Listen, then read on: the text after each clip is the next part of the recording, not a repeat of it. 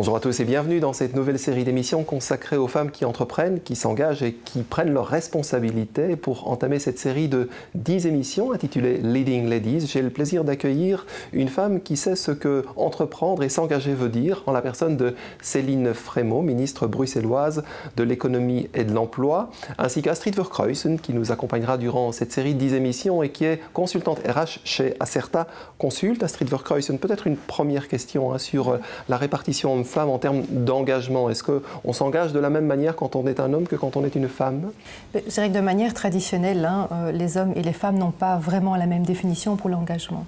Donc les hommes vont davantage s'engager pour des prestations individuelles, des conditions financières et pour promouvoir quelque part leur carrière, alors que les femmes vont montrer leur engagement davantage dans l'ambiance sur le lieu de travail et au niveau du contenu de la fonction. D'accord. Céline Frémaux, je le disais, s'engager, s'investir, entreprendre, vous savez ce que c'est.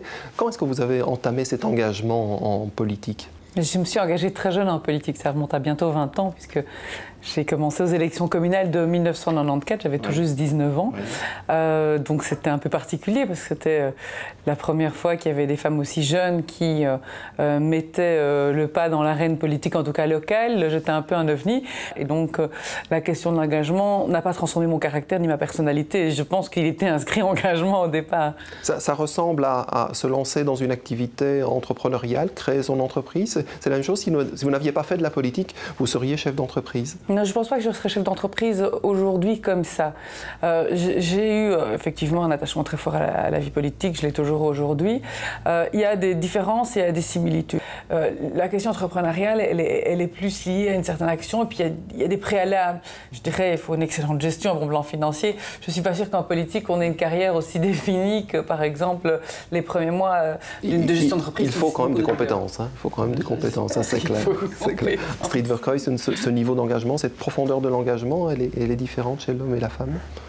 Mais nous avons en fait réalisé une étude sur la gestion des talents qui s'appelle le talentomètre, et on observe que le niveau d'engagement est similaire chez les hommes ou chez les femmes. La seule chose que l'on voit, que l'on a pu observer, c'est que les femmes sont un peu plus enclines à donner ce qu'on appelle cet extra mile, donc c'est ce petit plus supplémentaire. Céline Frémaux, votre niveau d'engagement vous semble supérieur en tant que femme que celui qui peut exister chez vos collègues masculins au niveau du gouvernement, par exemple? Je pense que ce qui est différent, c'est qu'aujourd'hui, je le vois encore, c'est que, par exemple, pour une femme s'engager en politique, c'est un complément parfois à d'autres engagements, un engagement professionnel.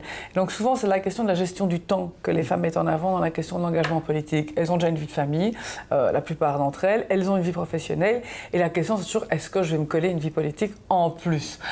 Donc, elles sont parfois plus frileuses à s'engager, vu qu'elles ont déjà des doubles agendas sur leur journée et des semaines qui ressemblent à des agendas certainement ministériels avant de l'être.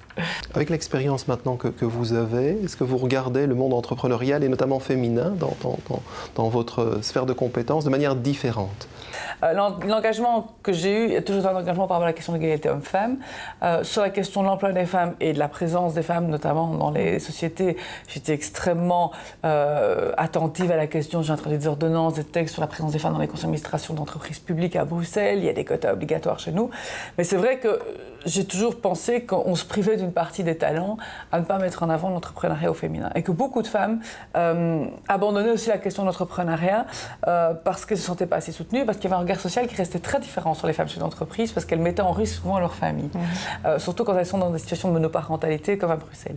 Donc j'ai pris 3 initiatives concrètes qui vont se déployer là maintenant dans les 6 mois prochains. La première, c'est d'avoir un screening de l'entrepreneuriat au féminin à Bruxelles.